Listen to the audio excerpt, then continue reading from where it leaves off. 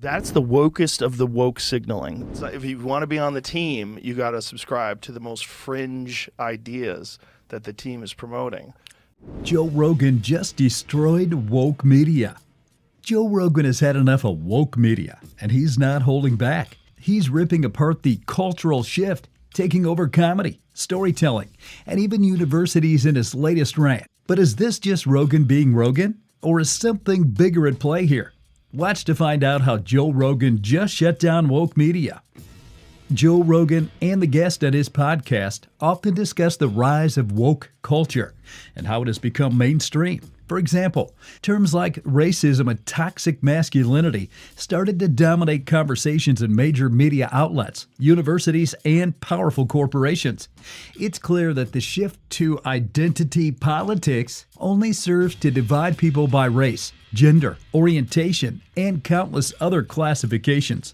Rogan often questions whether this cultural shift was a natural outcome or a deliberate move to maintain control and distract from the real problems in society. People today, they're out of their mind. That's what I'm worried about. These poor that are stuck in the fog of woke, that are just trapped in these universities, and then they get out and they exist in these weird bubbles, like LA or New York in particular. They're dangerous. They're just nuts. They think that that's how you're supposed to be. Imagine correcting someone if they said, my partner. Like, imagine if you say, I'll have a cappuccino, and my partner would like a tall black coffee. Oh, you mean your wife? Yeah.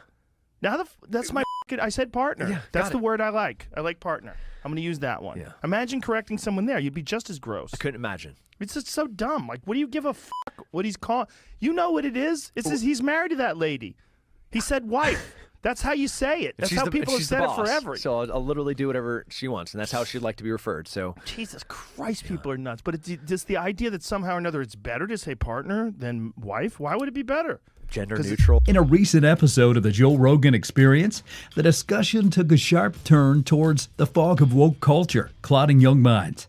Rogan dives into how the mindset is taking over universities and big cities like LA and New York, creating weird bubbles where even basic things like how you refer to your partner are becoming a battleground. Imagine someone getting all worked up just because you say wife instead of partner. It's a simple, everyday conversation, but using traditional words feels like a crime in the world of woke culture. Rogan isn't holding back, calling it all nuts and questioning why anyone would be bothered by such small things. This literally makes no sense. So Adele did this. I mean, I don't know what you would call it. They were calling it gender neutral, some gender neutral thing, and she talked about how much she loved being a woman, and they were mad at her. That's very offensive. They slammed her. She was slammed for telling a gender neutral award show that she loves being a woman. Like, you can't love being a woman. Then, in another episode of JRE, Joe Rogan went on the outrage over Adele's comments at a gender-neutral award show. Adele shared how much she loves being a woman, and people were angry. Rogan couldn't believe the backlash, pointing out how bizarre it is that expressing love for one's identity could upset anyone, especially at an event meant to celebrate inclusivity. It's a moment that shows how out of hand things can get regarding woke culture. You have to be gender neutral, like us. Be like us. We're so tolerant. I'm appalled. She loves being a woman. That's so outrageous. intolerant. Yeah, really. She should be tolerant and just be like them only, and only think like them. All the they them people, she should only be like them. He's unstoppable now, as Joe Rogan had a field day mocking the woke community for their idea of tolerance. He pointed out the irony of people who claim to be tolerant, yet get upset when someone expresses pride in being a woman. Rogan couldn't help but laugh at how they wanted everyone to think like them, pushing the idea that you're somehow intolerant if you don't follow their way of thinking. It's a classic example of how tolerance sometimes gets twisted into something less inclusive. I do not have any evidence whatsoever that the government's incompetent, or that the government is competent, rather. When I see Kamala Harris on TV saying, my pronouns are she, her. I'm the lady in the blue dress. I'm wearing a blue dress. Like, what the is that? Like that, if that's not ideological capture, that way of talking and behaving, that's the wokest of the woke signaling, because that's what people do, because the idea is that like you're stating your pronouns. She's also wearing a mask, which is preposterous. And then she, like, aren't you tested? Isn't everyone tested? Okay, you're all negative. So what the are you wearing masks for? They test them every day. Signaling. Total signaling. And then also you don't want to be ableist, so you want to signal to all of your people that are colorblind. In a recent clip that went viral, Joe Rogan aimed at how woke culture has seeped into politics, particularly by calling out the actions of politicians. Rogan couldn't hold back after seeing a TV appearance where Kamala Harris made a big deal about stating her pronouns and even pointed out the oddity of wearing a mask when everyone had already tested negative. To him, it all felt like one big signaling show, doing things just for appearance rather than for any real reason. He even joked about how the whole thing seemed like a way to avoid being ableist, trying to be overly inclusive in the strangest ways. It was a moment that showed how, in his eyes, some political actions have become more about the image than substance. I thought it was really clever that trans people jumped in and had that Black Trans Lives Matter rally. Right. Because it was like, you might be the only people that can get away with this right now. That's the thing. No one else can hop in on that. But Black Trans Lives Matter. And there was like hundreds of thousands of people because everybody felt like you had to just keep protesting.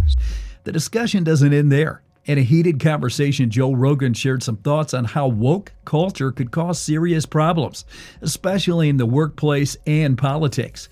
He predicts that eventually the backlash will be so strong that it will break itself down. People will get tired of it, and the fights over who's the most oppressed, like between different racial or gender groups, will tear things apart from the inside. Rogan also pointed out how businesses and schools, pressured by social movements, rush to make statements and policies they might regret later. For example, companies pushing diversity programs without fully understanding them could open themselves up to lawsuits. Imagine a company saying all white people are racist. It could lead to legal disaster. On top of that, there's growing concern over things like discrimination policies being turned upside down, where rules meant to prevent bias might encourage it in the name of equity. Rogan's overall point: many decisions are made in panic without thinking about the long-term consequences. It's unclear where all this will lead us as society shifts, but the legal fallout could be huge. Well, the can's not big enough to fit his face. That's true. It's a big round head. You could put like half of his face, like a like an artsy thing. Right, yeah. Then you have to put them all together. Yeah. Yeah, there you go. Whoa. Did you get a left side of the face or the right side? Bud Light sponsors the moon? So if you're two-fisting, Yeah. you know. Mm-hmm. No, man, I think that it's crazy when people get upset about that stuff, because the people who get upset about that stuff value liberty and freedom so much, and they want to live their lives undeterred by anyone's rules. But they think that the company that they like is giving into the woke agenda. That's what it is. There's no woke agenda.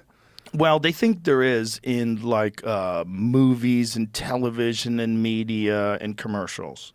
And they're worried about it in universities. They're worried about it in schools and high schools and grammar schools.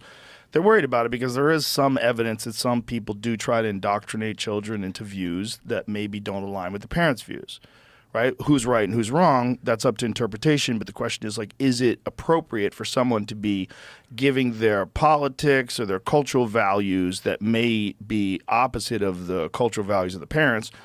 Is it appropriate for this person who spends probably more time during the day with your kid than you do, right, to do that to your kids all day long? What about religion, though? Because you're indoctrinating your kids before they have any say in that. Maybe your kids are atheists and they go to school. It's still, sure. You're talking about public school. Right. Like everybody, like you're going to have kids that are all sorts of religions in those public schools and all sorts of non-religions. So it's going to be a bunch of different flavors of atheism. Well, I'm just or saying people agnostics or people who just aren't religious at all.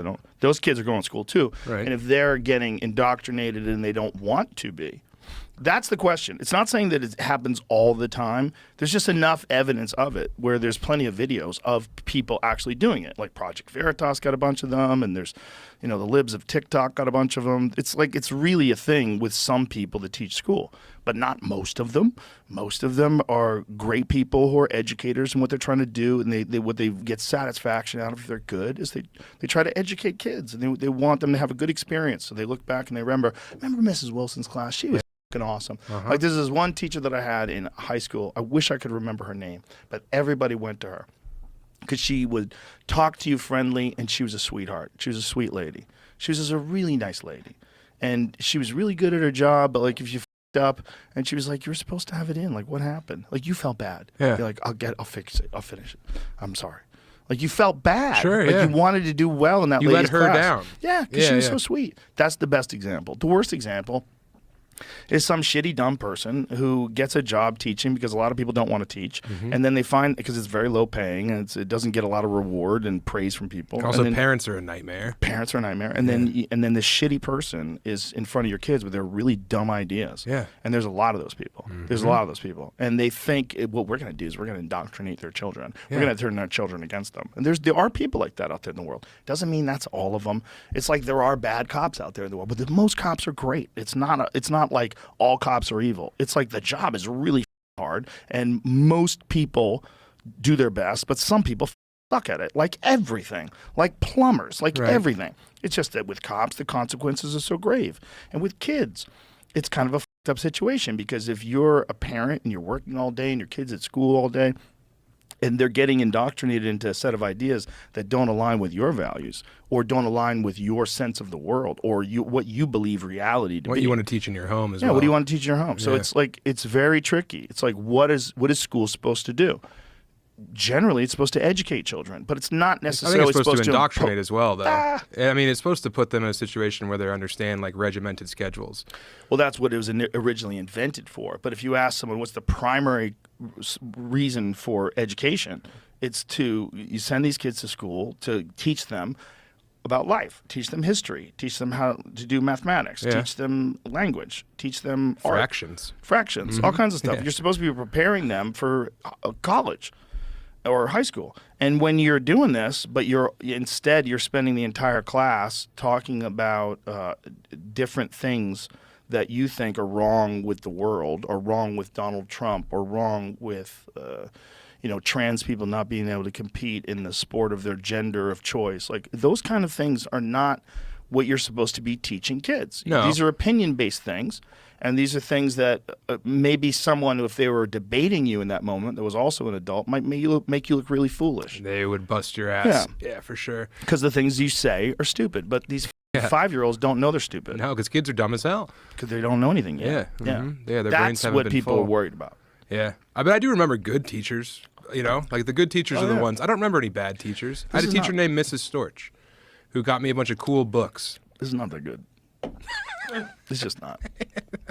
It'll do for now. Not only this, Joe Rogan also discussed concerns about wokeness in schools, questioning whether it's appropriate for teachers to push personal political views on students. He emphasized that education should focus on learning, not indoctrination. Further, Rogan compared this to religion, noting that parents often teach their children their personal beliefs, but schools should focus on education, not personal opinions. He emphasized that classrooms should be spaces for learning subjects like math and history, not for promoting political or social ideologies. Rogan also acknowledged that many teachers do a fantastic job and positively impact their students. However, he pointed out that schools must maintain a balance, ensuring that education remains about knowledge, not indoctrination.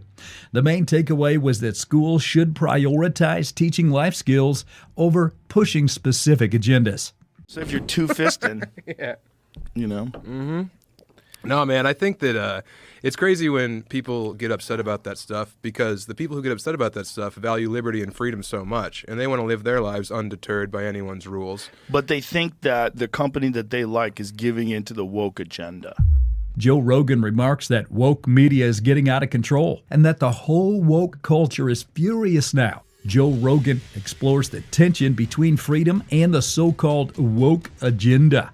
He pointed out how people who deeply value liberty and freedom can get upset when they feel that companies cater to these new cultural shifts.